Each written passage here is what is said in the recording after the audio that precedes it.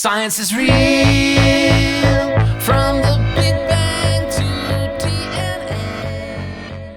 All right, welcome back. Welcome to the second of our video series on acid-base equilibrium. We've already discussed the relationship between Kw, pH, and pOH, and now we're ready to get back into some acids. So let's start with what we already know. We have already discussed the idea of an acid dissolving in water and dissociating. If it's a strong monoprotic acid, such as this, it will completely dissociate. And if it's weak, it'll only partially dissociate. So we've looked at it like this several times in the past. Now we're going to switch to this version. This version, where we look at it more like an equilibrium, is basically showing you what the actual chemistry is that's happening in your solution. You've got your monoprotic acid, which then will react with the water. So it's more than just the fact that it's mixing in aqueous. Now it's actually reacting with the water molecules as well. So this H, proton, will transfer to the water molecule and end up giving us hydronium and the resulting anion, which later we'll talk about as the conjugate base. Now, let's point out this hydronium ion. Remember in the last video I talked about the fact that H plus is a shorthand for this hydronium ion. So if I take this reaction and I turn it into an equilibrium and maybe write a water on here, even though it's already implied because of the aqueous situation, it is a shorthand version for the same exact reaction. So you can use either reaction to describe your acid equilibrium. I'm going to continue using this one because it's more complete as we're thinking about the chemistry. All right, so since I just have an equilibrium here, of course, I can write an equilibrium expression for it. And because this acid equilibrium is so frequently used, it gets its own equilibrium constant that goes with that expression. That equilibrium constant is Ka, or the acid dissociation constant. It's a constant like every other equilibrium constant, and in fact is equivalent to a Kc equilibrium constant because it's based on the concentrations of the products over the reactants raised to their coefficients, just like the law of mass action says.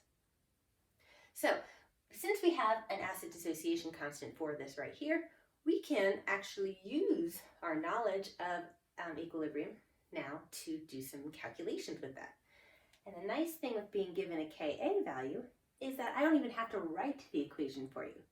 Because when you see that it's a Ka versus a Kc, or Kp, which are more general, you know what the reaction is. It is a reaction in which the acid is reacting with water, producing a hydronium ion and its resulting anion.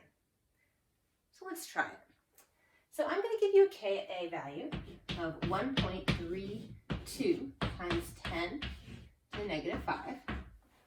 And that's going to be for propanoic acid.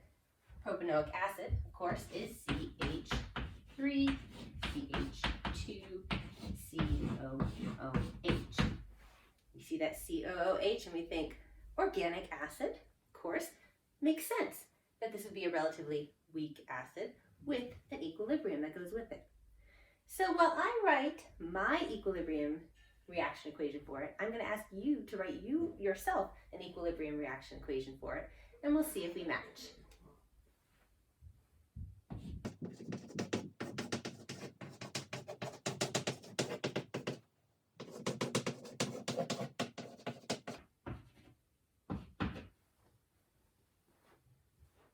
How does it look? Does your reaction equation look something similar to what I wrote? If so, then you've figured out how to use a Ka. It really is just the same exact chemistry as the model up here.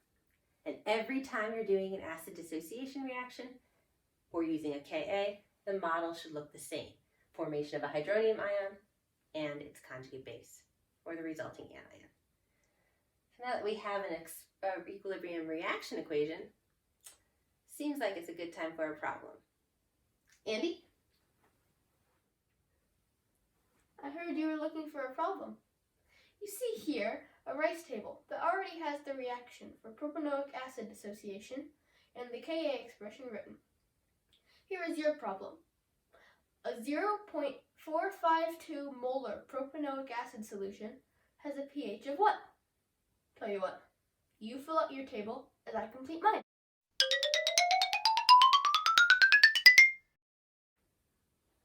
Now we can calculate the equilibrium concentration so we can get the pH.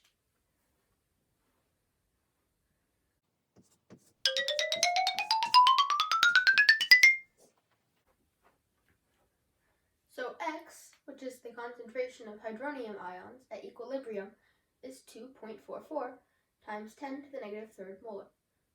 Now we're going to take the negative log.